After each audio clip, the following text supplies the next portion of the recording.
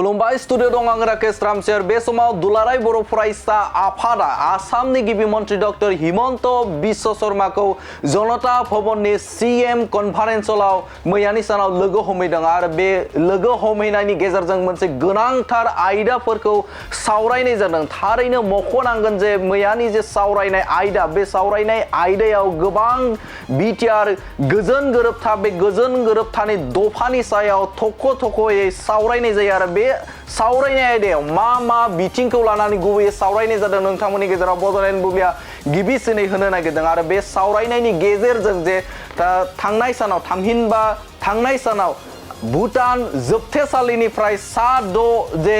एनडिबि बे एनडिबि खौ रिलिज खालामनाय जादोंमोन। थामहिनबा बारग' एनडिबि जाय बिथांमोना 8 बोसोर भुटान जेलाव जोबथेसालियाव जोबजानानै दोनदोंमोन आरो बे जोबजाना दोननायखौ लानानै दुलाराय बर' फरायसा आफादा आसामनि गिबि मन्त्रि डक्टर हिमन्त बिश्व शर्मा हादोरनि गाहाय मन्त्रि बिथां नरेन्द्र मदि आरो नखर मन्त्रि अमित शाहखौ साबायखर बावनायखौ नुनो मोनदों। जेरै खोथा होदों थिग बेबायदिनो गुबुन हादोराव थानाय सा6 जोबथेसालियाव भुटान जेलाव जोबथेसालियाव थाहैनाय बे थाहैनायखौ उदां खालामनायनि थाखाय साबायखर बावनायखौ नुनो मोनदों आरो बेनि अनगायैबो बे सावरायनाय आयदानि गेजेरजों थांनाय सानाव थामहिनबा मैयानि सानाव गं 19टा जे गामि बे गामिखौ सनितपुरनि गं 19टा जे गामि बे गामिखौ अदालगुरि जिल्लानो नायनो थाखाय बिथोन फोसावबाय आसामनि गभर्नर बिथाङा आरो बे आयदाखौ लानानैनो बिथां आसामनि गिबि मन्त्रि डक्टर हिमन्त बिश्व शर्माखौ साबायखर बावदों आरो बेनि अनगायैबो आद्रा थानाय 700सो गामि बे गामिखौबो थाबैनो सोस'नायनि थाखाय राहा लानांगौ होननानै बाथ्रा बुंदों आरो बेबायदिनो आसामनि गिबि मन्त्रि डक्टर हिमन्त बिश्व शर्मायाबो खोथा होदों जे आद्रा थानाय जे गामिफोर बे गामिफोरखौ थिसननायनि थाखाय राहा लाबाय दं होननानै बाथ्रा बुंनायखौ नुनो मोनदों आरो बेनि अनगायैबो आरोबाव गोबां गोनां बाथ्राखौ लानानै सावरायनाय नुनो मोनदों आरो बे सावरायनाय आयदानि गेजेरजों जे बिकेडब्लिउएसि आवबो थाबैनो जे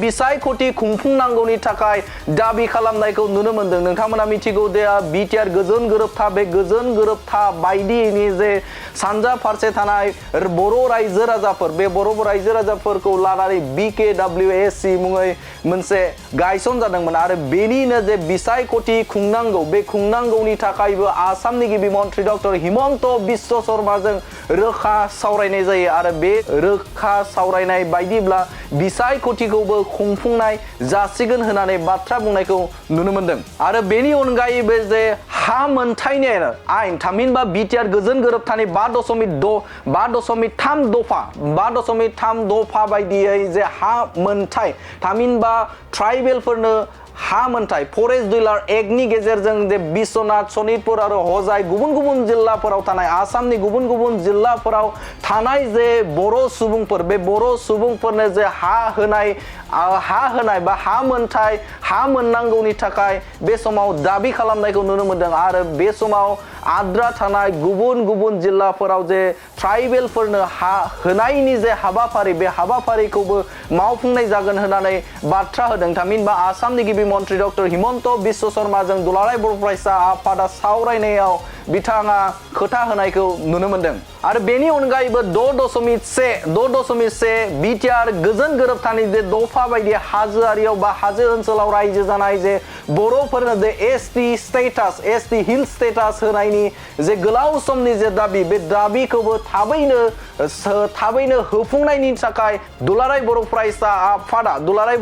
आफादा आसामनि गिबि मन्त्रि डक्टर हिमन्त बिश्व शर्मानाव दाबि खालामनायखौ नुनो मोनदों आरो बे दाबि बायदि आसामनि गिबि मन्त्रि डक्टर हिमन्त बिश्व शर्माया बे आयदाखौबो थाबैनो मावफुंनायनि थाखाय राहा लागोन होननानै बाथ्रा होनायखौ नुनो मोनदों। थारैनो बिटिआर गोजोन गोरोबथा आरो बेनि अनगायैबो बिटिसि गोरोबथानि गेजेरावबो बे मावफुंजायै मोनसे आद्रा हाबा थामहिनबा एसटि स्टेटास जाय बिथांमोना हाजोआरि ओनसोलाव रायजो जानाय बे रायजो जानायफोरनो दे एसटि हिल्स होनांगौनि थाखाय दाबि खालामनाय बे दाबियाबो मावफुंजानायनि लामायाव सैखौ जों बुंनो हायो आरो बेनि अनगायैबो बिटिआर गोजोन गोरोबथानि जे गुबुन मोनसे दफा 6.3 दफा थामहिनबा बे समाव गोबां फरायसालिमाफोरखौ प्रभिन्सियेलाइज खालामनाय बे खालामनायनि थाखायबो आसाम सरकारा पलिसि लाबाय दं होननानै बाथ्रा बुंनायखौ खालामनायखौ नुनो मोन्दों आसामनि गिबि मन्त्रि डक्टर हिमन्त बिश्व शर्माया बे सावरायनाय आयदायावबो बिथाङा रोखा खालामनायखौ नुनो मोन्दों आरो बेनि अनगायैबो गुबुन मोनसे दफा जे नोंथांमोना मिथिगौ दे बिटिआर गोजोन गोरोबथा बे गोजोन गोरोबथाया 2020 मायथाइयाव जानानै थांदोंमोन आरो बेनि अनगायैबो नोंथांमोना मिथिगौ जे बर'नि जे आन्दोलन खालामनाय दुलाराय बर' फरायसा आफादनि समाव जे सोमावसारनाय आरो बेनि अनगायैबो एनडिबिनि सोमावसारनाय बिएलटिनि सोमावसारनाय आरो गुबुन समाव बर' आन्दोलन बे बर'नि जे सोमावसारनाय बे सोमावसारनायाव मुंख्लं जानाय मुंख्लं नखरफोरनो जे एक्स रेसिया थामहिनबा बिथांमोननो जे मुंख्लं नखरफोरनो जे अनसुंथाइ होनाय बे अनसुंथाइ होनायनि सायावबो गुवारै सावरायनाय जायो आरो बे सावरायनाय लेखा बे समाव आरोबाव थानाय जे आद्रा मुंख्लं नखरनोबो थाबैनो जे 5 लाख रां होनायनि थाखाय रादाय होदों आसामनि गिबि मन्त्रि डक्टर हिमन्त बिश्व शर्माया आरो बेनि अनगायैबो नोंथांमोना मिथिगौ दे सिगांनि सानाव जे 600निबो बारा मुंख्लं नखरफोरनो जे बे समाव मुंख्लंफोरनि अनसुंथाइ बे अनसुंथाइखौ आसाम सरकारा होखांबाय आरो थिग बेबायदिनो आरोबाव आद्रा थानाय मुंख्लं नखरनो थाबैनो बे समाव बिथांमोननो जे मुंख्लंफोरनो अनसुंथाइ बे अनसुंथाइखौबो होनायनि थाखाय बाथ्रा होदों आसामनि गिबि मन्त्रि डक्टर हिमन्त बिश्व शर्माया आरो बेनि अनगायैबो जे मोनसे मख'जाथाव थामहिनबा बिटिआर गोजोन गोरोबथानि दफा बायदियै 9.3 दफा बायदियै जे एनआइए केस नांनानै थानाय जाय एनडिबिफोरा जाय बिथांमोना जे बे समाव एनआइए केस नांनानै जोबथेसालियाव जोबजानाय दं बिथांमोनखौबो बे समाव सावरायनाय जायो आरो बेखौ एनआइए केसनिफ्राय आसामाव बा आसाम सरकाराव बेखौ लाबोनानै बेखौ सावरायनायनि थाखाय राहा लानो थाखाय दाबि खालामदों दुलाराय बर' फरायसा आफादाव जेरै भुटान सरकाराव थामहिनबा भुटानाव जोबथेसालियाव थानाय जे बारग' एनडिबिफोर 6 एनडिबिफोरखौ लाबोनाय बायदिनो थिग बेबायदिनो बे एनआइए केस नांनायफोरखौ थाबैनो सावरायनायनि गेजेरजों सुबुंनि जे बे समाव सुबुंथिखौ नोजोर बोनानै जे बिथांमोनखौ एनआइए केस नांनायफोरखौ थाबैनो राहा लानो थाखाय थामहिनबा जोबथेसालिनिफ्राय उदां अख्राङाव लाबोनो थाखाय दाबि खालामदों दुलाराय बर' फरायसा आफादा आरो बे समाव आसामनि गिबि मन्त्रि डक्टर हिमन्त बिश्व शर्माजों जे सावरायनाय आयदा बे सावरायनाय आयदाखौ लानानै दुलाराय बर' फरायसा आफादा जोबोदनो गोजोननायखौ फोरमायदों बे समाव बिथांमोना सावरायनाय आयदाखौ नोंथांमोननि गेजेराव होबाय गोजोन्थों।